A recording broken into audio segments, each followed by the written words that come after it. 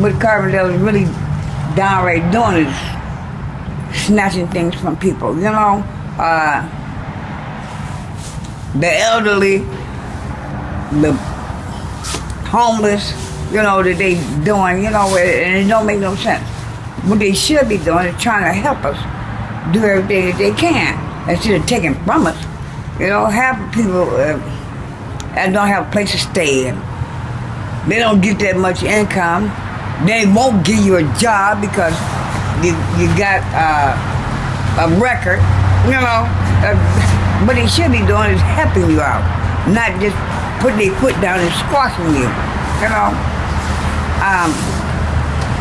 It seems like it ain't legal in this town, not especially Illinois, any part of Illinois, you know. And half the things they won't let you do, won't let you say. You can't figure to sit up there and speak what you want to say. It's unfair, you know. The whole town, especially Carbondale, is unfair. And they give the college students more privileges than they do us, you know. And we were born and raised here, all right? We got a place to stay, but the rent is so high, it's pitiful. It don't make no sense, you know. They take over half of your check just to find a place to stay. And that's unfair. What are you gonna do about food? $13 a week. By the time you buy a dead chicken, that's gone. Then you got to get the seasoning. What if I want some barbecue sauce on my chicken? That whole $13 is gone, vanished, bent, completely out. Okay, I'm through. I'm finished.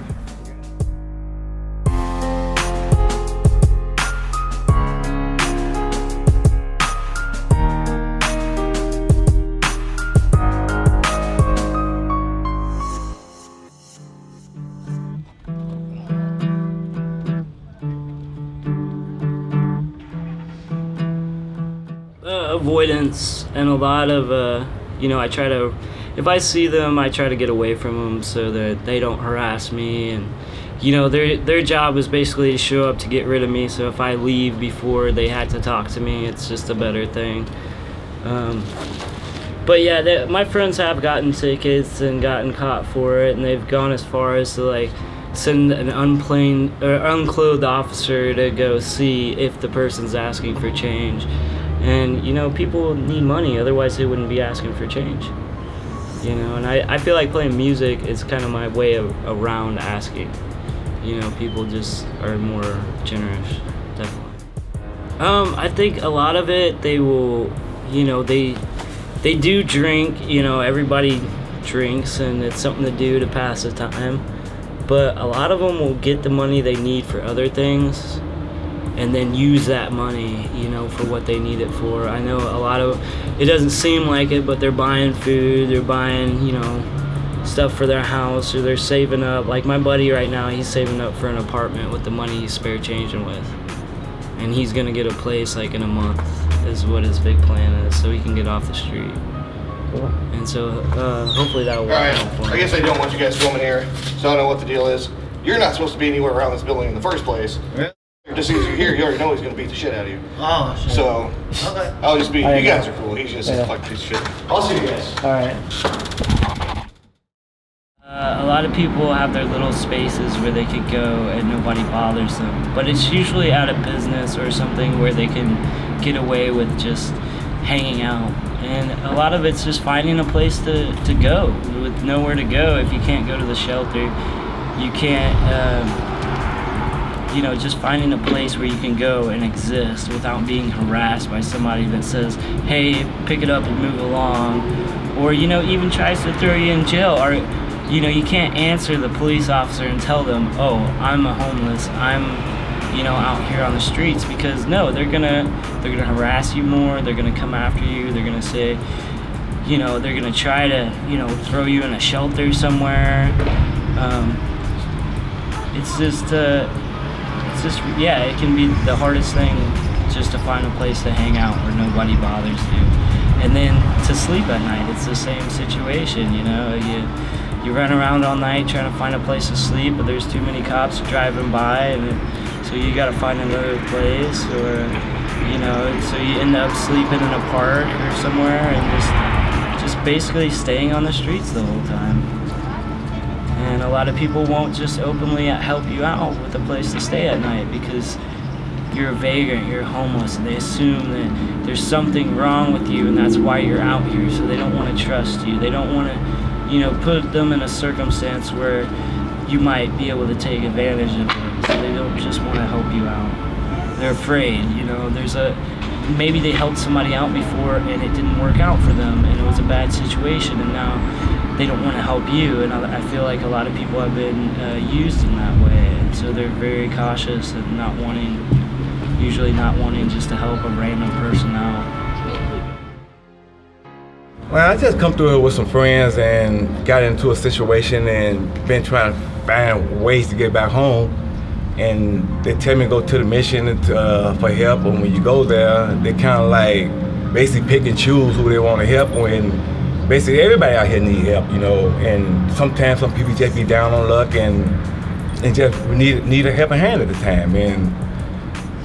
But you be scared to open up to them because you hear them talking about somebody and about their problem and situation, and not to help them, and you be kind of like scared to even open up to them about the truth, because if they talking about them, they talk about you. And all we trying to do is just really just get some help, and basically to help them help us some type of way. And I can understand that they hear a lot of stories every day and go through a lot of things, but not everybody. Some people really do need help out here, and that's what we trying to find, some help.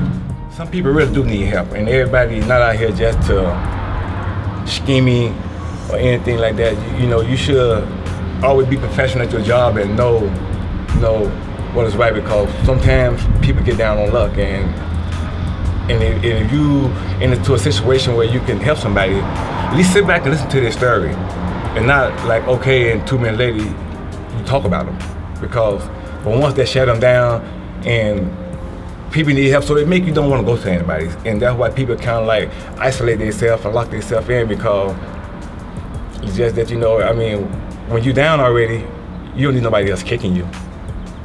Basically what it is, because you're already on the ground, so I need you to lift me up and help me and direct me to a path where I need to go, instead of just basically close your door on me before I get there. Just stay strong, keep your head up, and one thing I did learn, God will make a way for you, so just don't never give up. I won't, so I've been in a worse situation, and hey, as long as I can wake up the next day and breathe and give thanks to my Lord, I'm okay. My name is Mike Heath. I'm Executive Director of Good Samaritan Ministries here. We are a facility that serves Jackson County. We have an emergency shelter here. We have a transitional house. That's a 2-year program for people who are recommended from other agencies. And the object of that is to get them out into their own place of living and have a job. We have a food pantry at University Baptist Church. We also have a soup kitchen here, and besides the emergency shelter, and we have a facility where we help people with funds for short-term situations where they have money issues that could be fixed with a one-time annual payment per year. That's basically what we do. Transitional house, that's upstairs here. That is a 2-year program, and a lot of veterans participate in that, and anyone who is there has got to be recommended to be there. They have some sort of a problem, usually a mental problem, could be a lot of post-traumatic stuff, a lot of alcoholism, some drug stuff, but we have a lot of vets. And the object during that 2-year period is to get these folks back into society. We make them, they have duties to perform while they're here. They have to make sure that if they have income, we take a little bit of it. If they have a link card or retirement or whatever, And the reason we do that is to get them used to something like paying rent, buying expenses and things like that. We don't, I think we take about 30% of whatever they got, and if they don't have anything, we don't take anything. But they've got to learn to manage money. Most of them do not. You would be amazed at how many people don't even know how to use a checkbook. They've never in their life had a checkbook. They don't know how to balance it or anything. So we teach them things like that. If they need some schooling, we try to help them in that regard, whether it's a GED or whether it's something like food handler's license, so they can go to work in a restaurant. The object after 2 years is to have them used to society where they can get along by themselves, have a place to live, and have a job. Anybody that can do that, they've got a 2-year period to get that done. If they get it done ahead of time, great. But they've got 2 years, and then we consider them a graduate and they're happy. Well, we need more facility available to take care of the homeless. We need a bigger place. We don't have the funds to do that. Obviously, in situations like this, we barely have funds to keep the door open, just like everybody else. But generally, we need, if somebody would help us get a big fund, a construction fund, or to buy a facility. But the problem you got to run into, if somebody gave you a facility, let's just say a nursing home, nice sized, in good shape, you got to maintain it. It takes a lot of money. It takes a lot of insurance. You've got to be able to handle the overhead, not just the initial gift. And so you're going to have a continuing source of funds. That's something somebody is going to have to help us with, to do a fundraising campaign. And people are thinking about that. I know Sparrow Coalition is working hard on trying to find more facilities for Carbondale. And we are involved with trying to help them as well as anyone else trying to do anything. But just more facilities and more rooms so we can serve more people. Pretty simple. Homelessness is not a crime in the city of Carbondale. You will not find that as a statute in any local ordinance or any state ordinance. It is not illegal to be homeless. Corey Kemp, I'm the Sports Services Supervisor. Randy Mathis, I'm a Community Resource Officer. It depends on the situation, what kind of assistance they're needing. What we'll do is we'll talk to them and find out what issues they do have. It could be as simple as maybe contacting somebody. It could be that they don't have a place to stay, and then we can contact a local homeless shelter, find out if they have space available, and then get them a ride to that facility. It could be as simple as they're lost and they need directions on where to go. So really, it depends on the situation that they have at the time, and then what resources that we have available to them. And a lot of that is going to be basically contacting different agencies to refer them to the help that they need. I do not believe homelessness is a problem here in Carbondale. There are individuals here in Carbondale that do need help.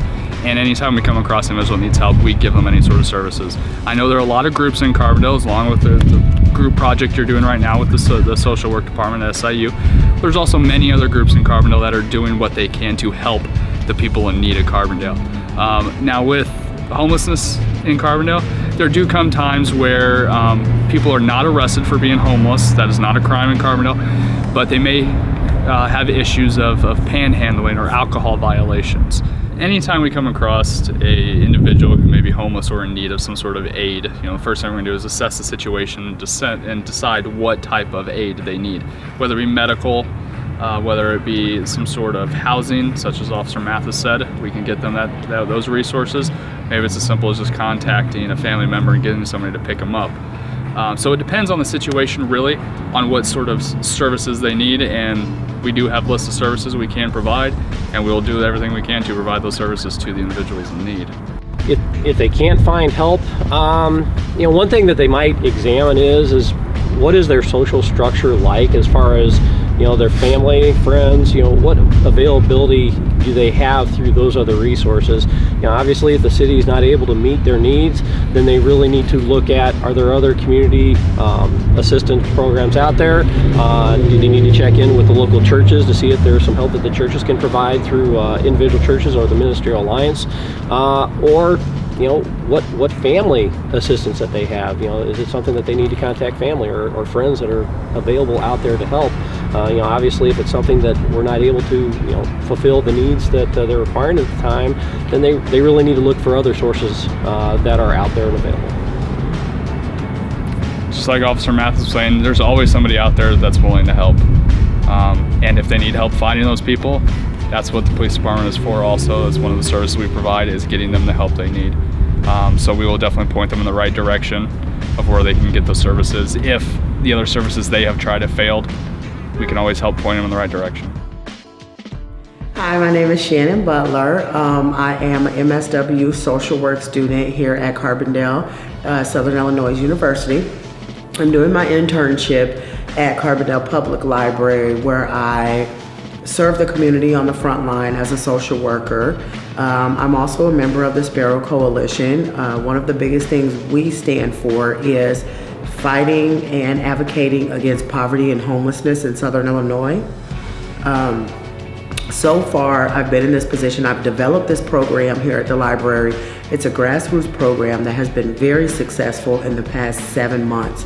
I started this program in August of 2015, and already I have served about 62 clients with the possibility to, I've housed about 3 to 4 families successfully and been able to provide one of the families with wraparound services.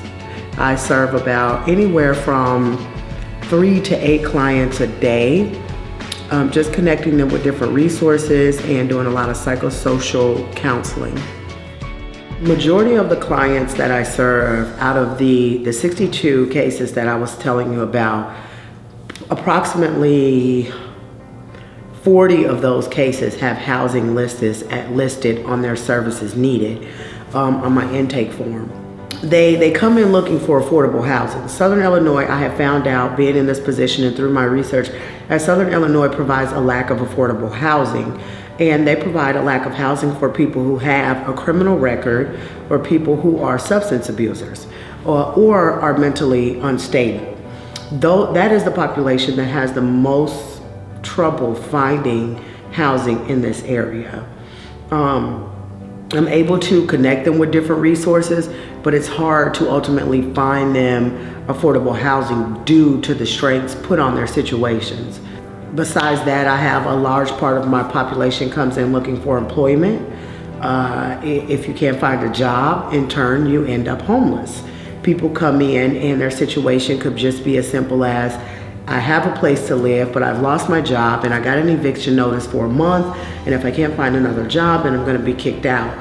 And then I've had somebody come back a month later and say, I've been evicted because I couldn't find a job. And that saddens me, because we shouldn't be that hard up for affordable housing or employment, which is leading to homelessness in this area. One of the most memorable cases that I have had was, I had a lady who has a 13-year-old daughter, and they were sleeping in a car. When she called me, she was at her wit's end. She had found me on the internet. And they called me, and it took me a day or two, but one of the things that I do in this position, I have an outreach day, and that's Wednesdays, and I go out into the local community and I build partnerships with stakeholders that could eventually benefit my clients. Stakeholders, some of them being landlords. Some of them being landlords, some of them being owners of businesses to maybe help employ them. The landlord aspect has been even better, because I've been finding private landlords that are willing to bend some of their rules to allow some of this population a chance to get back in the, get their leg back in the door. And one of the cases was when that lady called me, she was at her wit's end. Within 24 hours, I was able to place her and her daughter in an apartment here in Carbondale. They stayed in another town in Southern Illinois, which was about 30 miles north of Carbondale. They were able to get down here, get moved in their place. The landlord was able to waive the move-in fee, and then hopefully they picked up their slack later on down the road. When that lady got her keys to that apartment, that was a moment for me. It let me know that what I was doing in Carbondale was making a difference.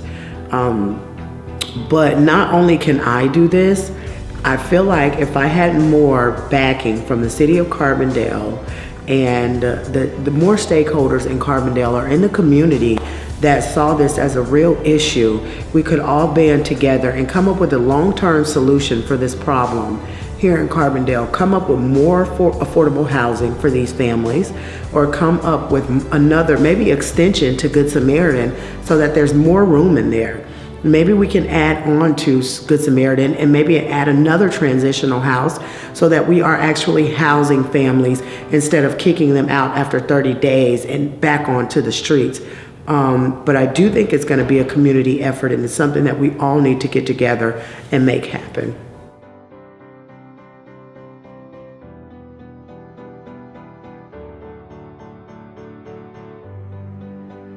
I am Marlene Shepard. I am the founder and spokesperson for Sparrow Coalition, and we are a local partnership addressing issues of homelessness and poverty.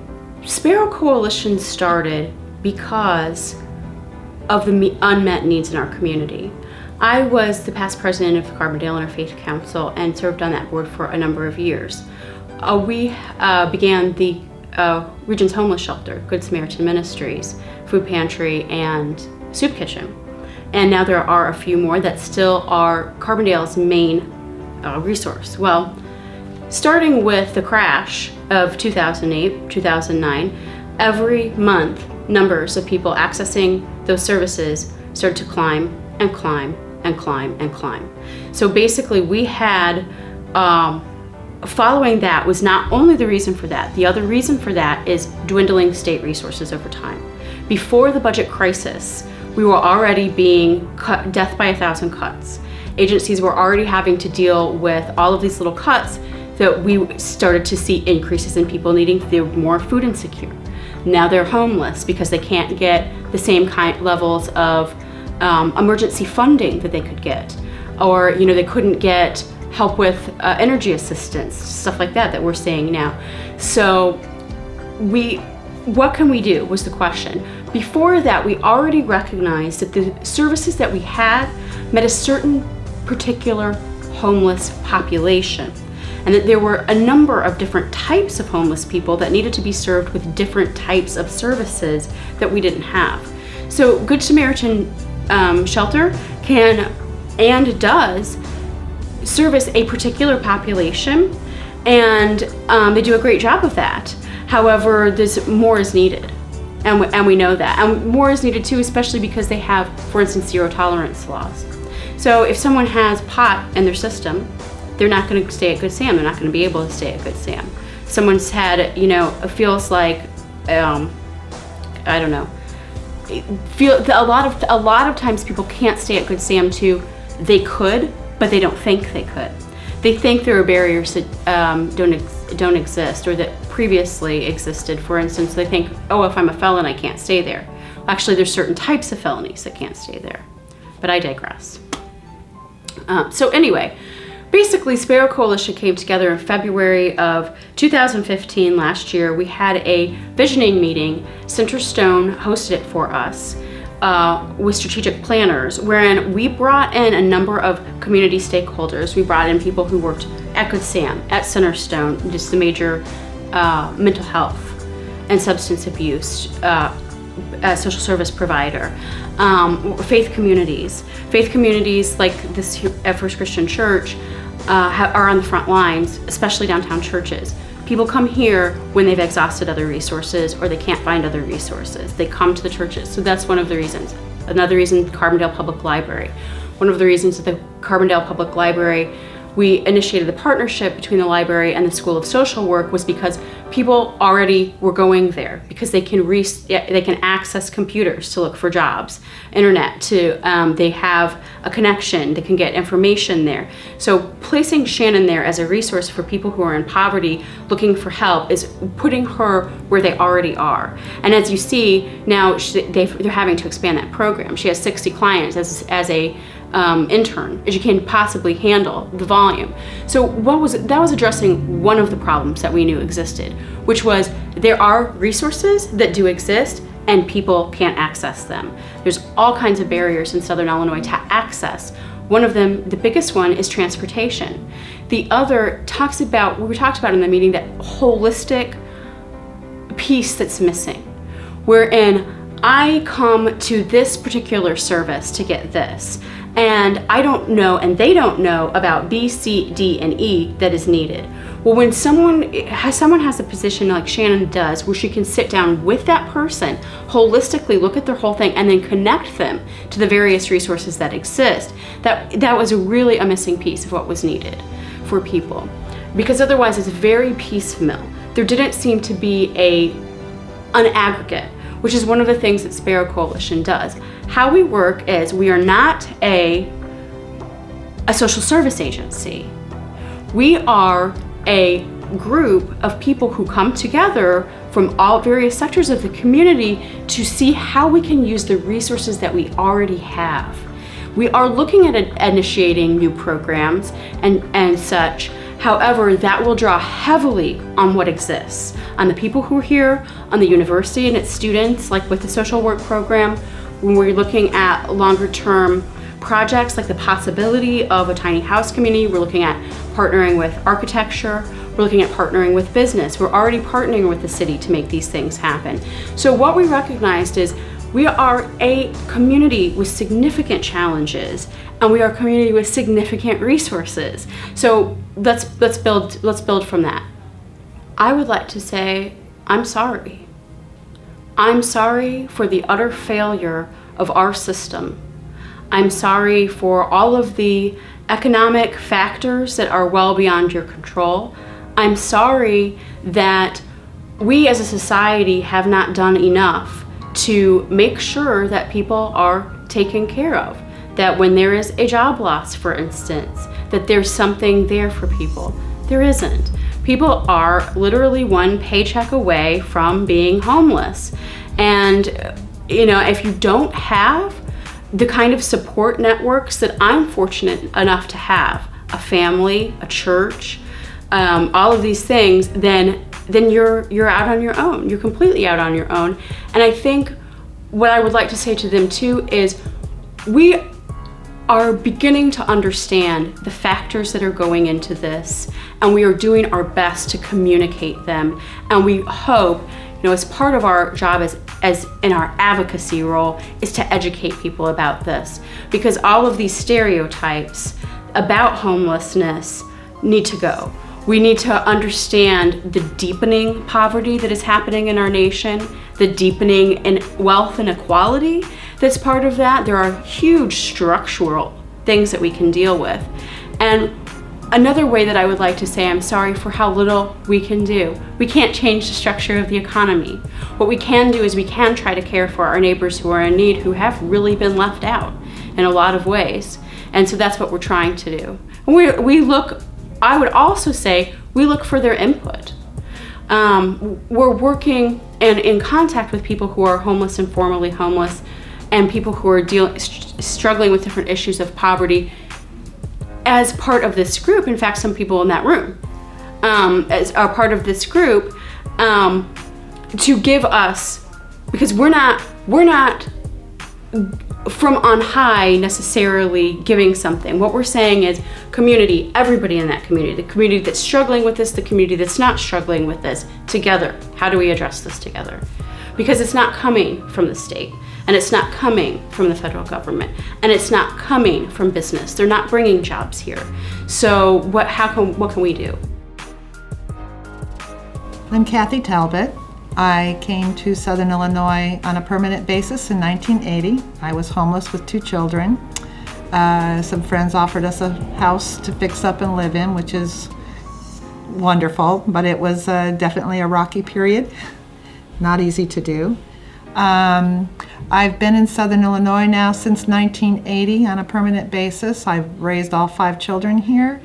I am very socially active and very much interested in changing how society operates.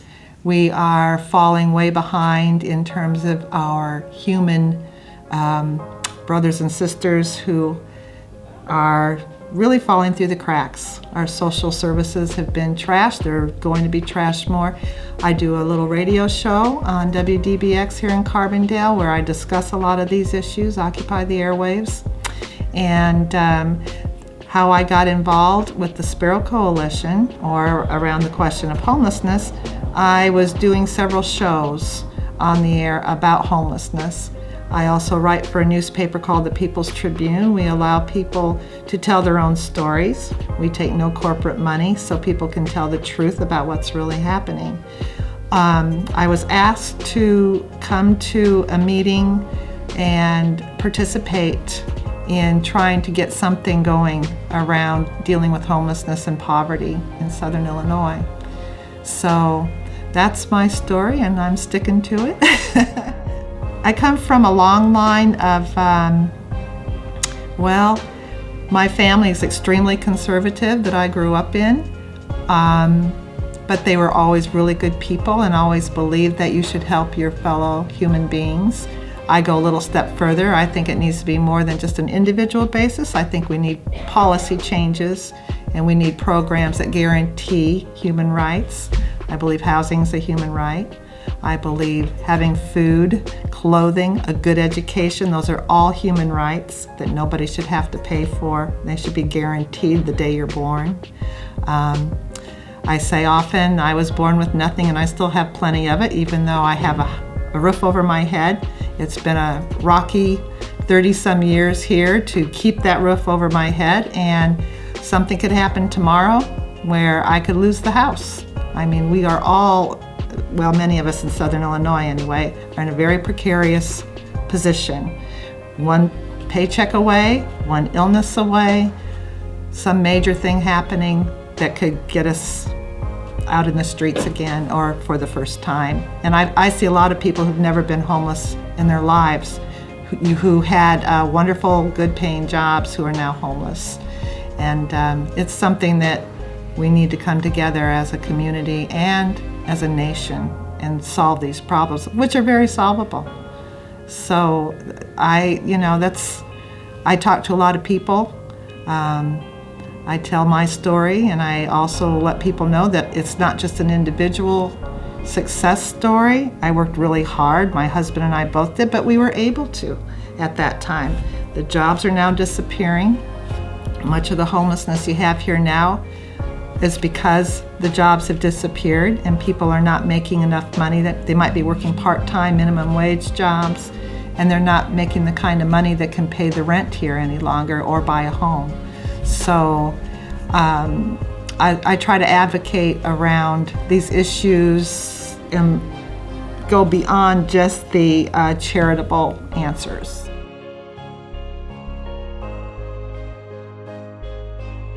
My name is Camille Doris. I'm the Executive Director for the Southern Illinois Coalition for the Homeless and a community member. I've lived in Southern Illinois all my life. At the Southern Illinois Coalition for the Homeless, we provide affordable housing, and what that means essentially is people who are homeless, near homeless, low to very low income individuals who are seeking housing. We have a variety of programs that might be available to them to provide them with a home, as well as supportive services to help them become self-sufficient. There are a variety of reasons that someone might find themselves homeless or at risk of being homeless, but at the core of those issues, one is a lack of affordable housing. If you take a look at the fair market rent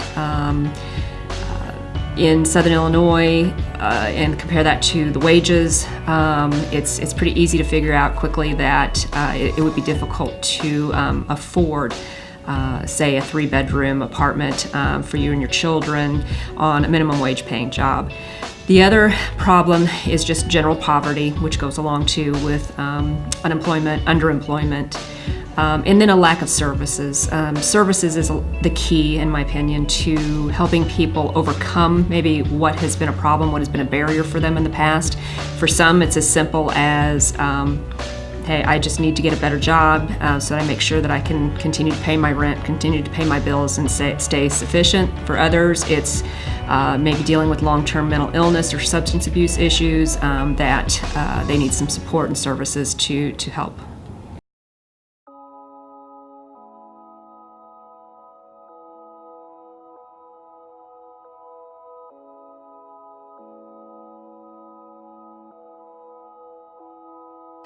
I'm Shirley Barlow, and I'm chairman of the board and an executive director at River City Mission, a homeless shelter in Paducah, Kentucky. We have facilities that house single men and married families. We can take care of 50 men. We can take care of 9 families. And we are a faith-based organization, zero tolerance of any type of drugs or alcohol. We are not an organization that uses funds from any government agency. All of our funds are strictly donations from the area and the surrounding area, because we keep people from all across Kentucky, Southern Illinois, Tennessee, Missouri. They come to us from all sorts of places. And we have an open facility. They can come and stay as long as they need to stay, as long as they are willing to abide by the rules. And that is very, very strict on zero tolerance. We have private facilities for families. They have either a cottage, or we have an apartment building that we have 4 apartments in that have 2 bedrooms, the private bath, and the living room. They have the furniture, the TVs, and the sort of thing that's necessary. The school situation here, they can go to either the city schools or they can go to the county schools. The buses come out and pick them up. We offer transportation to and from doctors, hospitals, law, courthouse, any type of a real need that they have for transportation. We offer that. We also attempt to help them with employment. We have a lot of jobs that are called into the mission, especially for the men. The ladies usually have to get out and seek out their jobs, but the men, the jobs are called in here quite often that are good jobs, long-term jobs. Some of them are called in that are just be a few hours, which gives them a little pocket money for a Coke or McDonald's or whatever they might need. We do not have public transportation that comes on the property, which we are sorry. We would like to get that, and we're still in the process of fighting City Hall to get that. Living here at the mission has really benefited me. It's helped me grow as a person and learn and understand different aspects of life, and just keeping a job and a lot of different things. This is the bus that we use when we need to transport large numbers of people, or if we need to use it. It's not much, but it does work, and I'm grateful for it, grateful for the transportation. I mean, it's not a well-funded organization, but we get by with what we do and help from the surrounding community. It's just a great place to be. I'm Joseph Brown. I'm a professor at Southern Illinois University in Carbondale. I began teaching at this school in 1997. I'm also an other professional career, an ordained Roman Catholic priest, and I've been part of that process since 1962, ordained in 1972. I have been the director or chair of Africana Studies, and I'm a professor in that area right now. I am convinced that the problem of homelessness is an economic, structural, political issue. It is not an issue of being, quote, a good Christian or a sensitive liberal or someone who can do charity work. The people who are homeless are still causing wealth to be put into the pockets of somebody. When I was a graduate student at Yale University back in the 1970s, I was appalled at the way people were being made homeless by state policies changing, putting them out of group protected homes, how cities such as New York were allowing major real estate developers to push people out onto the streets in order to take single resident occupancy apartments and turning them into condos and just dumping people on the street. As a student of American history, I have known that in the Black community, from the 1850s on, and especially during the Civil War, the problem of Black homelessness came from slave owners taking the decrepit, ill, and old people, putting them in wagons and taking them into cities and dumping them on the streets. They were no longer economically viable. We have to understand that somebody makes a profit off of everybody else who has a problem. And I see that in this town. I see that at the university where I teach, because one of the major issues I have found is that the administration, the staff who are caring, considerate, and always working for the benefit of the students refuse to admit that there is a problem of homeless students.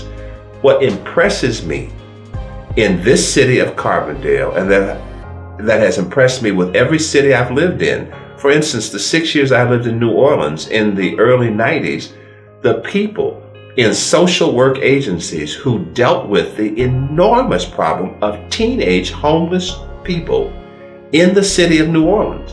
And I see that on this campus, that the peers of the homeless students have devised cultural ways of absorbing as much as they can, given their meager resources, a couch, a floor, a bed, every 2 weeks, a different place. But they see this, they are sensitive to it, and they have created cultural openings for it. But they don't understand the institutional, structural, and economic problems. And unless we are teaching that on our campuses and broadcasting it in our media, people are always going to think it's a moral issue and not a political, economic issue. I do believe that too often social problems in America and in this community of Carbondale are cast in moral terms.